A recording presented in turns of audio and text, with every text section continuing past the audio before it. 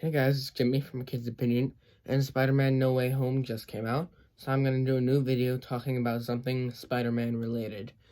So, today's video is going to be the theatrically released Spider-Man villains ranked. However, even though Into the Spider-Verse was technically theatrically released, I am not going to be including, Catherine Hahn, I think it was Catherine Hahn's animated version of Doc Ock, just because I don't feel like she was present enough in the story for me to talk about her. So in 14th place is Rhino. So what you're gonna probably be hearing me say a lot in this video is wasted, and Rhino is probably one of the biggest wastes of a character I've seen in movies. And I just saw Amazing Spider-Man 2 about a week ago, and it's probably worse than I've heard. It was just tonally off, and I'll talk about that eventually, probably. But Rhino is just a huge waste of a villain, and it's just Paul Giamatti, who I think is an okay actor, yelling in what I think is Russian. He's just yelling, rambling on. You can't really hear what he's saying because I think he's yelling in Russian, and they didn't give us subtitles. So, you don't really know what he says. He mixes in Spider-Man once in a while. I don't think the word Rhino is actually ever said in this movie. At the very end, he's just in the Rhino costume, and you don't even get to see him actually fight Spider-Man as Rhino. He's just added in there to set up a future movie, which never happens. In 13th place is going to be Venom from Spider-Man 3.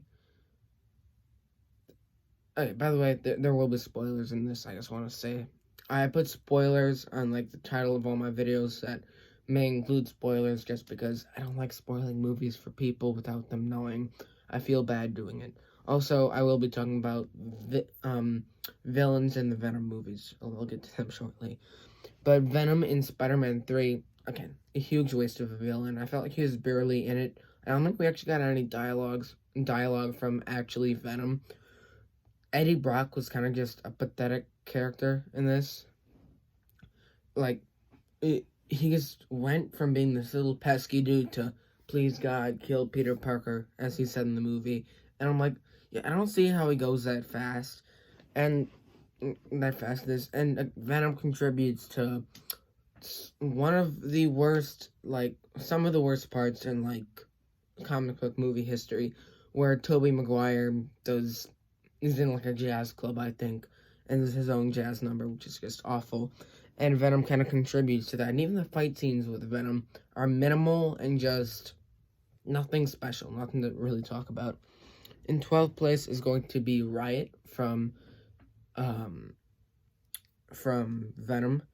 I don't really have much to say about Riot. I don't really know anything about him in the comics. I know nothing about him in the comics, actually. And I don't really know anything about him in the movie because he's just there. He is in the movie, actually, before Venom is. And there is some cool visual stuff, but his color is gray and Venom's color is black, so they look very similar. You can't really tell the difference when they're fighting. I don't really remember a motivation with him. He's just there. He's a decent enough villain, and I just don't find him memorable enough to almost even talk about. And I don't think some villains I think are pretty bad coming up, but they had good ideas behind them, which I don't think the movie at all had a really good idea behind Riot. In 11th place is Green Goblin, the Harry Osborne 2014 version from Amazing Spider-Man 2.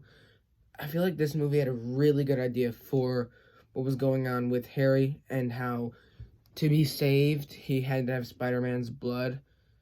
Except Harry Osborne is included in this movie, and he's kind of he would be a side character anyways, but he's almost a side villain to Electro, who I'll get to in a sec. But Harry Osborne isn't in the first one, so we barely buy into the relationship between Peter and Harry, so there's really no tension in this. And I just don't buy into how fast Harry turns from this little tiny bit of an unhinged person. He really wants to have himself saved, which might make him a little bit blindsided. I think I used that word right. But I don't get how it goes from that to breaking out Electro so Electro kills people. I don't get that. I don't get how that happened. So wasted again. And now Carnage is here. Carnage is also a little bit wasted. I feel like Cletus Cassidy, played by Woody Harrelson, is a great villain. Carnage, I think, gets 3 lines in the entire movie. His action is good, so maybe he should be a little bit higher. But yeah, the fact that Carnage is really just there. Like, he looks cooler. I'll admit he does look a lot cooler than Riot. But he almost serves the same purpose as Riot, as just being there. We don't really get anything with Carnage in it. It's just Cletus. Cletus is a good villain. Carnage is not. And Carnage is, like, supposed to be doing these terrible things, and we don't get to really see it because this is a PG-13 movie. And we don't get to maybe see, like, maybe we could have got more of Venom if Venom Let There Be Carnage was longer, but it wasn't. I feel like Carnage was a bit of a waste because Carnage the symbiote was barely in it. However, Cletus is a very good villain. In 9th place is Green Goblin, Harry Osborne, 2007. I'm saying 2007 because I believe that's the year that Spider-Man 3 came out. Correct me if I'm wrong in the comments section. Yeah, I feel like he was a decent villain. There was some parts where I didn't really like him. Like in the second one, I guess he was getting drunk oftentimes. He was always mad at Peter. I still don't buy into... Everybody is always saying this in the movies. Peter Parker must know who Spider-Man is because he takes pictures of Spider-Man. Yeah, no, I could take a picture of a random person on the street, and post it on the internet. I don't know that person, but just because I give it to someone automatically means I know who they are. No, like that's not really how things work, so I thought that was kind of stupid. And Green Goblin, like Harry, believes that and kind of takes away...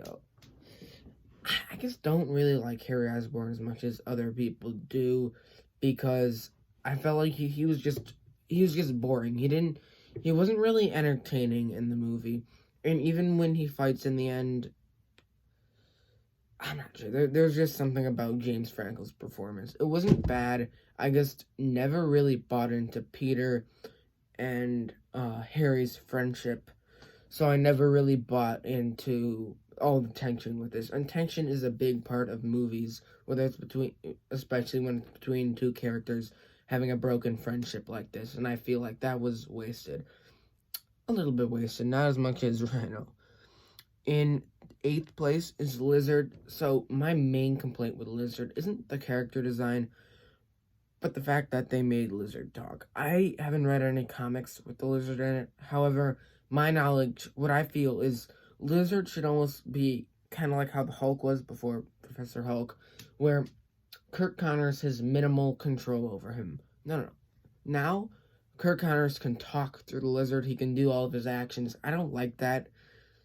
I just don't think the Lizard should be like that. Also, him trying to make everybody else into a lizard, I just thought was kind of stupid.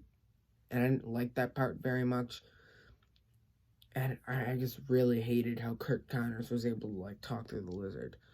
I know I'm saying, like, a lot of negative things about these, but really, Green Goblin, Harry Osborne, I don't really find to be a bad villain. I just think he could use improvement.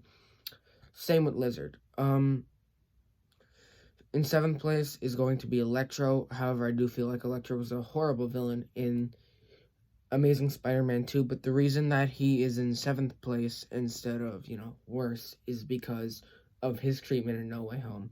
His treatment in Spider-Man No Way Home was a lot better, and I felt like, just like the look, the design, everything was better. The banter with other characters, it didn't completely redeem everything in Amazing Spider-Man 2, because he was just cringy, corny, I didn't like it at all. But he was a lot better in Spider-Man No Way Home, and you could almost relate with him a little bit more instead of...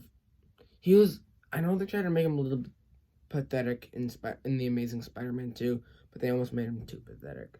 In 6th place is going to be Sandman. Sandman, really, he doesn't have very good motivations. He isn't written very well. However, I think he is acted well, and I love the visuals with him And even in No Way Home, his motivations really aren't clear. His motivations in writing kind of is. It isn't really the strong suit. However, the strong suit is. I want to say his name is like Thomas Hayden Church. Probably said that wrong. I do feel like the acting with that actor I just named, not sure I said his name right, and the visuals of Sandman are probably the best part of the character of Sandman.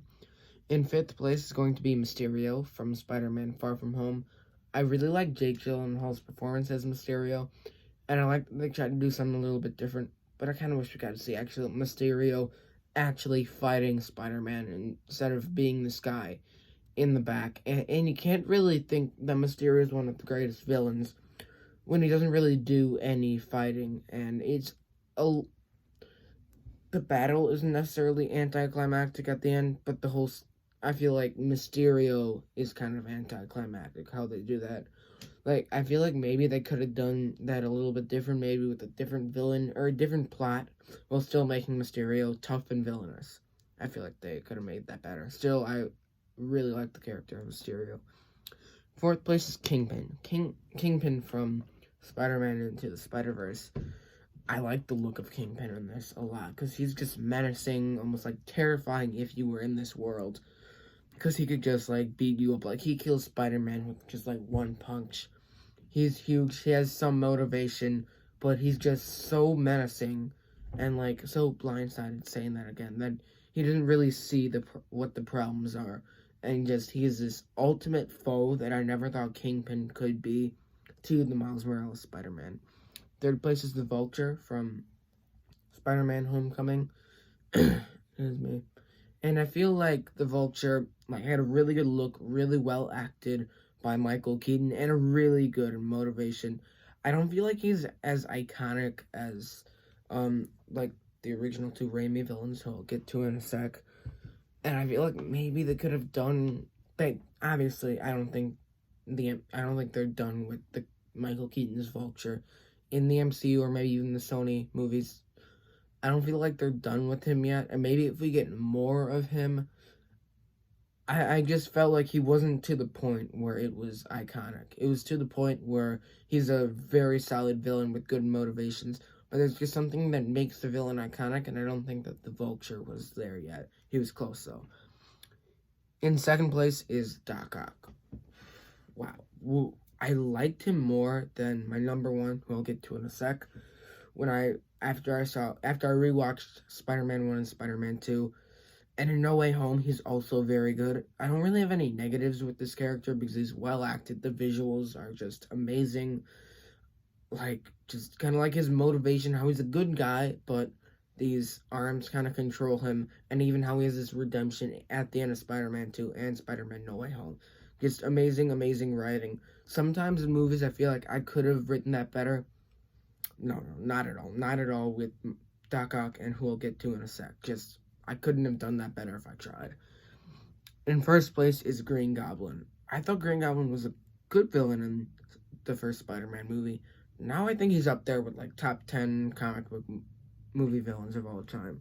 While Willem Dafoe could just turn on that psychoticness out of nowhere. Just when he does that laugh, or when he comes in at the end of No Way Home, and how he, ends up, spoiler alert, kills Aunt May. You see just how horrible of a person Norman Osborn becomes because of Green Goblin, and how he's just, fighting Spider-Man at the end, and how he goes, I may have been the one who delivered the final blow, but you were the one who killed her. When he's talking to Tom Holland's Spider-Man, just an evil character he plays. I don't know how Willem Dafoe was able to do that. It's a fantastic performance as both, friendly dad like Norman Osborn, and Spider-Man No Way Home, panicked, terrified Norman Osborn, and then, the Green Goblin, just, a villain that kind of, terrifies. If I saw this when I was 5, I probably would have been scared of Green Goblin, but if I were in this world, Green Goblin would have scared me if I were in this world. In the world of Spider-Man, I'm saying. So, ultimately, I feel like most of these are pretty solid villains, that the ones that I thought were in the middle could have just some little changes that either I know could have been made or that just something was a little bit off with them. Like I said, with the Vulture, he wasn't a bad villain. And then there's other guys like Rhino, where I'm just like, what were you doing? Yeah, so Green Goblin, great villain. Unfortunately, we're probably never going to get to see more of him, but great send-off for his character. So please like and subscribe, comment in the comment section, give me recommendations on movies and TV shows to review, rank, talk about, and please give me suggestions on how to improve my channel. I'm Jimmy from A Kid's Opinion. Be good people.